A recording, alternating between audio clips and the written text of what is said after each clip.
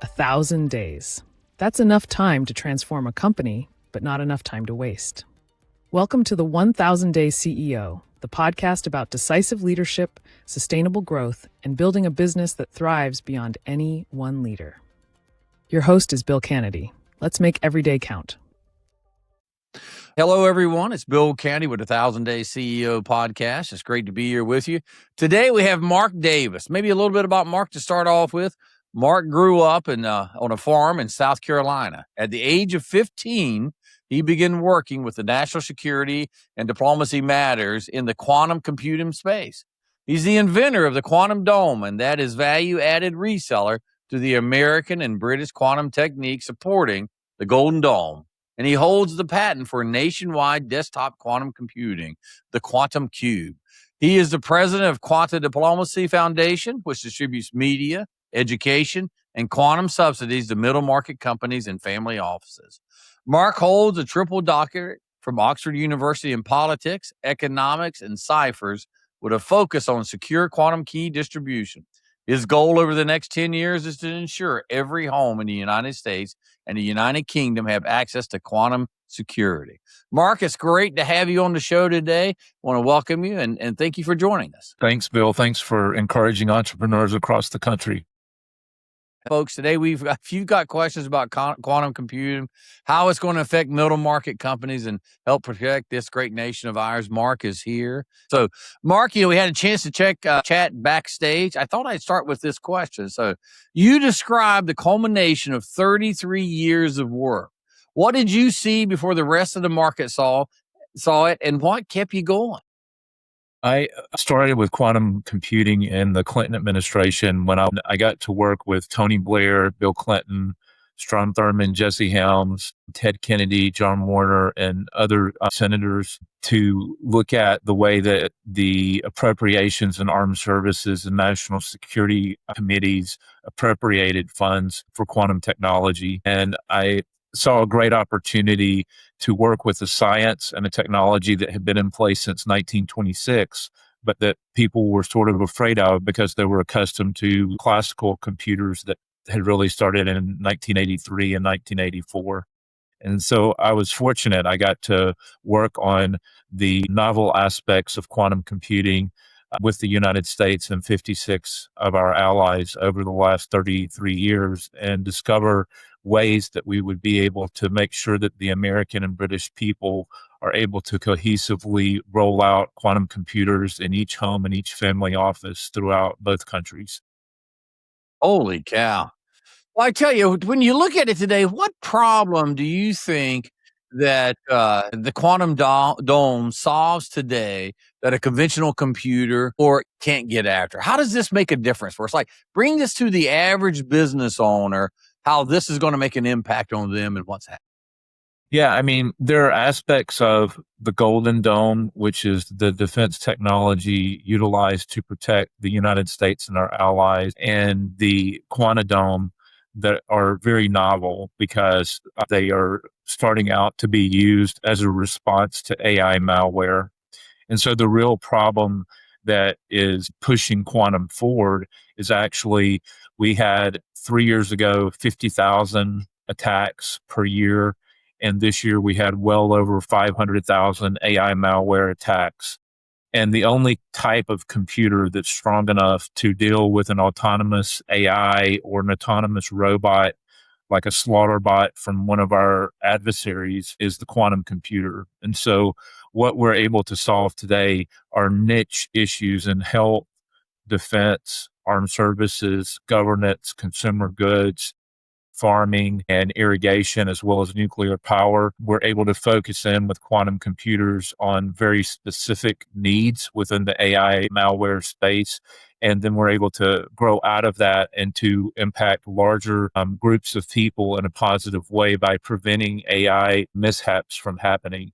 I don't think that we knew in 2000, even when I graduated from college, that we were going to have such a rapid response to AI.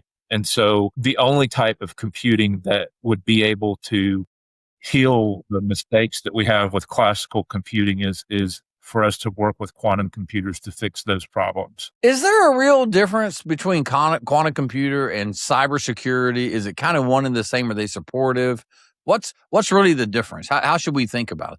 Well, cyber is more, for example, around enterprise resource planning, like SAP and Oracle do cybersecurity, and custom enterprise resource planning tools do that.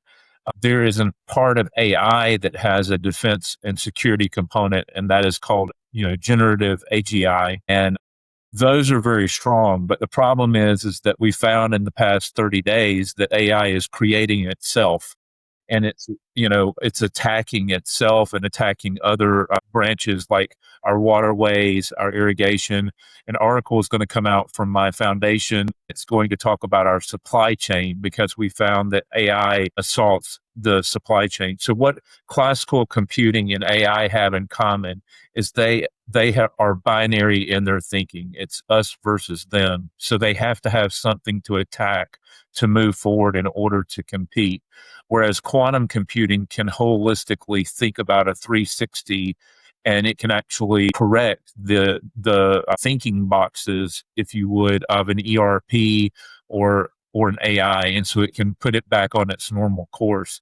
So my dream, back to your first question, is that every household in America, every family office, every small business, every middle market business will have a Qube, which I've designed, and they can plug into the Quanta Dome, and they will be able to have access to what's called quantum information, which provides that holistic information in order to provide security and efficiency to the businesses at home. That's the goal.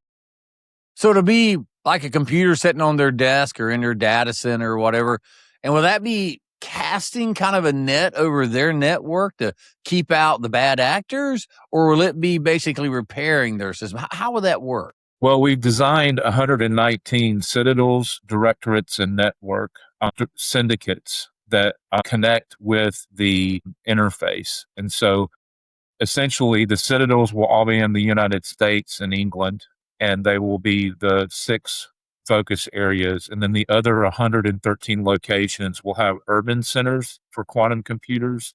And then they will have supporting syndicates that are training facilities for the quantum computer. And so every family might not want to spend between, 80 and $110 million on a quantum computer. If you have a city of 18 million people, and they want to connect with the quantum computer and have the same information. The beauty of quantum computers is they can be sectioned because they're so powerful. They are powered by what's called qubits. And those qubits allow for the technology to be put into specific areas, whether that's a health and life science location for, say, Boston Scientific, or for a nuclear power group like Duke Power, or for an agricultural consumer goods company that works with Trader Joe's and Aldi's. So we can protect the supply chain and we can protect the defense and the security all from the same device. But what the Qube interface does is it plugs into the larger body of information and holistically corrects the AI malware misfunctions so that security is provided throughout the nation. When I first heard about quantum computer, which was years ago, it was kind of the AI before AI as we know it today. And then today we look at it, and AI, it's big in the media. We're all talking about it. We're all spending a lot of money on it for sure. But the idea is quantum do the same thing? Is this a thinking or learning type tool? Like, how will it stay ahead of AI or vice versa? What's driving each one of these tools, and how will it win, if you will? Well, AI is not human powered anymore. As of the last 30 days, we've lost control of it, and it is doing its own thinking. It may delete this interface that you and I are on, but Bill, it is a weak but stable tool. And so I believe that AI is going to go bust. And the reason is it's going to start to self-defeat itself. Whereas quantum always requires human interface and human guidance, and that will allow for quantum to be more stable. But right now, the biggest issue that we've had with quantum, and the reason there's such a hefty cost, is the cooling of it. Because the cooling devices for the computer, which looks like a chandelier, and data storage for it are so vast and huge that it is really difficult to maintain the cool temperatures. But we've had amazing things that I never thought would happen in my lifetime that are keeping our technology cool. We've got new chips. We have new ways of managing the quantum computer with the interface. I could show you one of my cubes right now if you want to see it. Man, I'd love to see that. So this is the Qube backpack. It's about the size of my left torso. And this is how we share it with our clients. We have it packaged right now so it doesn't get damaged. So this is what it looks like. And it's meant to help the quantum computer, which is normally like the size of my office and my flat in DC, plus maybe the farm where I do my training. It's normally that large. But what this does is it simplifies the interface of the quantum computer so that the human beings that are getting the data or quantum information from it can do so cohesively. So we designed this about 6 months ago and have been trying it out in the field. So when you say interface, is that, for lack of a better term, kind of the gateway? Like you plug your computer, you plug it into your network, and that gets the information to the quantum computer? Is that what that means? Yeah, like my clients right now are, they're very large multinational companies, but I know that the real change for America is whether a family office, a family business will have access to that technology. So putting the standard operations together for the quantum computer is something I've specialized in the last 30 years. But my interest is being able to make sure that every family in the United Kingdom and the United States has access so that they can tap in. For the podcast today, I tried a couple of products that I use with like other federal things, and I wasn't able to log in. So I found this Google device that one of my board members gave for me just for instances like this. And that's exactly, this cube is the same size as this Google computer. And I hope that within the next 10 years, I'm 48 years old. So by the time I'm 58, I want it to be at the same cost as this Google computer, like $1,200, so that a person and a family that wants to learn, students that want to learn, they'll be able to access the information. So it's a big drain considering the current cost that we have. But I believe that, as we see AI kind of start to explode and then pop or bust, there will be a lot more affordability for us to be able to manage data information securely through quantum that we might miss out on in AGI.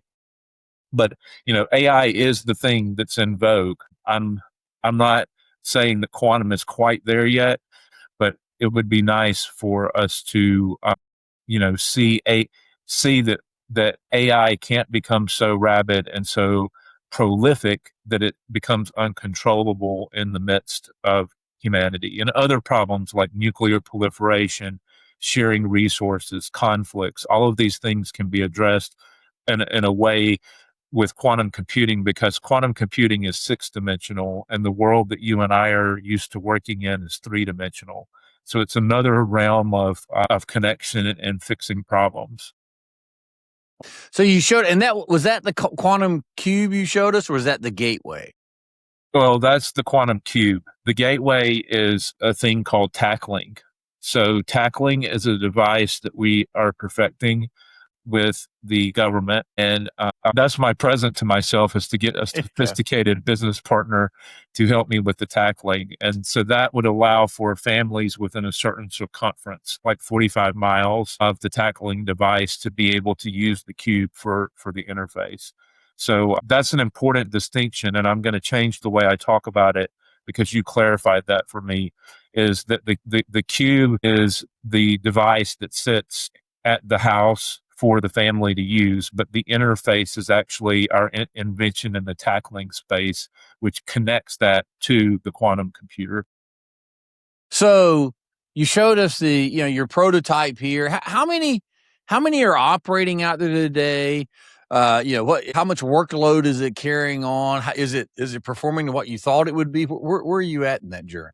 Yeah, I mean, there are 47 builds that I've done in 33 years. They're all working at military installations in the United Kingdom and the United States. I do have permission with some of our allies to apply the same technology if we use American parts and British parts to apply that to other countries this year for the first time. And there are 7 of those, and I've got 9 federal builds. So it's 16. So my average has been between maybe 2 and 6 build outs throughout my life. And you could say it's doubled. And that's why I need a business partner who is skilled to like manage those operations with me so that I can focus more on these types of conversations to educate people around thought leadership and the use of the technology. And he can help with the tackling and the implementation for the American people in the field. Who's typically the economic buyer of these? Is it the governments, or have you sold into the industry or business yet? Historically, it's federal governments. Mm-hmm. So, I would think so, because you said the thing was, $100 million or more for it.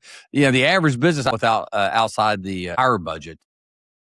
Yeah, so I have a list. I've been able to assess the 500,000 hits in the United States, 50,000, and now just 3 years later, 500,000.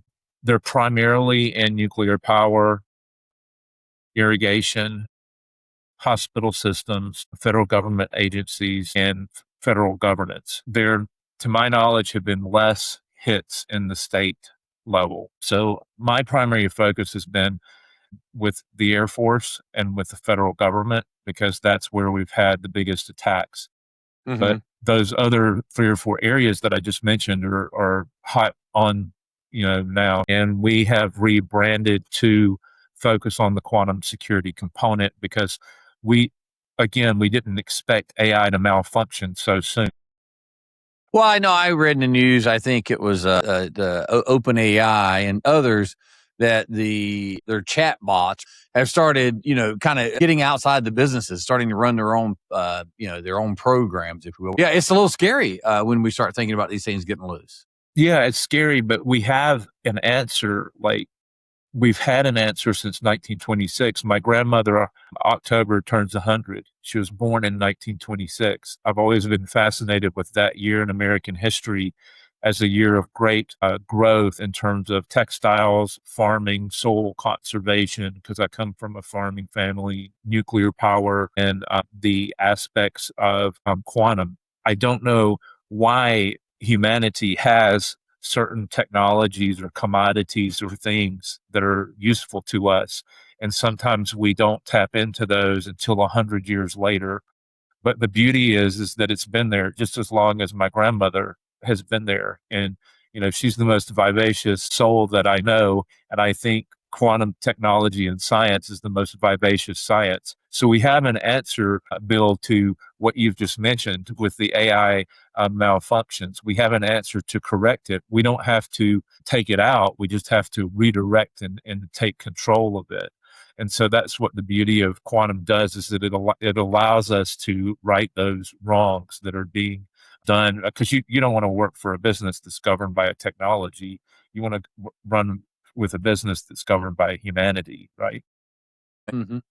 So do you see as quantum being the manager of AI in a sense, to keep it within the guardrails, if you will? Yes, sir. So my companies are called Quanta with an A because that's the plural form of quantum. And from this podcast, I'm going to rebrand how I talk at the beginning of each section as quantum management, because that's exactly what quantum does. Is together with human beings, we can more effectively manage the AI malware problems. And I keep going back to AI because that's the major problem. Because if you think about it, our adversaries like China, Russia, Iran have used adversarial AI malware to cause complete havoc in our democracy. And the same thing has happened in the UK. And this is something that can be corrected and protected by quantum technology. How does Quantum keep up with AI? Today, you've got trillions of dollars going in infrastructure, learning. I've read that AI has already consumed the internet. Now they're consuming each other. To get more information off of which is what causes some of the hallucinations. How is Quantum going to stay ahead of that so it can keep AI in check, or, if you will, keep it within the bounds of what we're comfortable? Yeah, so quantum is 6-dimensional. And so it's all places at once. It's above, below, to the right, to the left, in front, and behind. So quantum can corral, like when we herd cattle, we have to put the cattle in the right path so that it will go in for the injections so that we can keep the herd healthy. And that's the same type of thing with quantum. Now, AI, on the other hand, is 2 and 3-dimensional. The worst AIs are 2-dimensional. They don't really have the ability to work with a 3D plane, and so they become bombastic and create a lot of havoc. The better ones are 3-dimensional, and they're able to think 3-dimensional and expedite human work. The problem is when an adversary gets a 3-dimensional type of AI and they interface that with an android or a slaughter bot, and then they create warfare and havoc that's not like known to humankind, then if you try to defend that with a secure AI, it's not going to work. You've got to have a mainframe capability that's 6-dimensional that can address, isolate, and shut down the threat. And that's what quantum does, is it prevents malware from attacking the American people domestically and abroad. And that's why I've dedicated my life to this type of technology, is because I believe it's the only way to secure the next generation of humanity in the United States and the United Kingdom. These are lofty goals that, have major implication. Bringing it down a little bit to the typical listener of this podcast, which is a business owner, CEO, things like that. How are they going to participate in this? It feels like, given the size, the scope, the cost, that it's going to be at a global or national level. What is the CEO today? What should he be thinking about? Using the 80-20 principle, what 20% of his resources is he going to be changing and having to dedicate to this, given he's already spending a lot of money on AI? Well, I think out of the 20%, it's going to take a hefty investment up front to get the tackling, the Qube, and the Dome working together.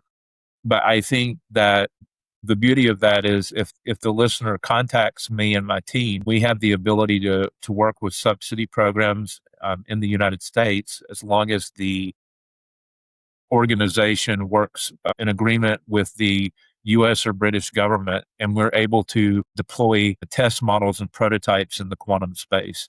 So your earlier question, Bill, was about who do I typically focus on? Particular groupings of people in 6 locations around the United States. So New York, Connecticut, and upstate New York, DC and West Virginia, Miami, Fort Lauderdale, and a spot in Gainesville, the area around Houston, Chicago, and Seattle. Those are areas where I'm starting to do tests with middle market companies. And as long as the organization is within 1 or 2 hours, we can do tests together with the government of the quantum computer. That's probably where we'll be for the next 3 years. But once the test models are in place in the areas that we call our citadels, then we'll be able to reach larger groups of people across the country and more rural locations, which would be something close to my heart, because I grew up in the middle of the Blue Ridge Mountains on a cattle farm. So by the year 2029, we will be able to roll out fully across the country. And for anybody that is a U.S. or British citizen that needs access by the year 2031, we can expect from 2031 to 2036 for the interface to be available to every citizen. So if you're a middle market firm and you want to participate in this, or even an individual, what does participation look like? What would you expect quantum computing to come in and do for your business or yourself? I think the areas on the list that I see the most with middle market companies are companies that are innovating in the technology, high tech, farming, construction, irrigation, and power spaces, and to a certain extent, health and life sciences. And what typically is novel about those companies is that they have the best, in my experience, patents in their particular niches. And so when I look at companies that really need the technology the most, their patents and their way of living is maybe in jeopardy because for some reason, either a competitor or an adversary has utilized AI in a way that's kind of ripped that out from under them. And so that would be an ideal way because our subsidy programs right now, we have a $91 billion subsidy program in the United States to help companies like that have been hit by adversarial AI malware. And we can certainly help them. One customer that I'm looking at in the middle market space right now had their banking and their charge cards basically taken by a foreign entity, and their payroll wasn't met because they were attacked by AI malware and their money was siphoned off to a foreign entity in another country. And so what we're doing with them is talking with them about whether we can work with the US government to make that possible. I'm just now moving into the middle market. So I think the problems will be slightly more nuanced and custom. And so I'm willing to work with business owners and CEOs to look at creative ways to have the funding and the support to tap into the quantum computer capabilities that are available to them, because each one may be slightly different than the more MNC multinational corporation. So what, KPI, if you're familiar with that term, I'm a CEO. I'm in a business in Houston. You mentioned I've been attacked. I certainly my businesses have been attacked. All sensitive information got put out on the dark web. There's a cost associated with that. Something feels like a black hole between trying to protect it. You can't fill that hole in no matter what you do. Is it going to keep those bad actors away?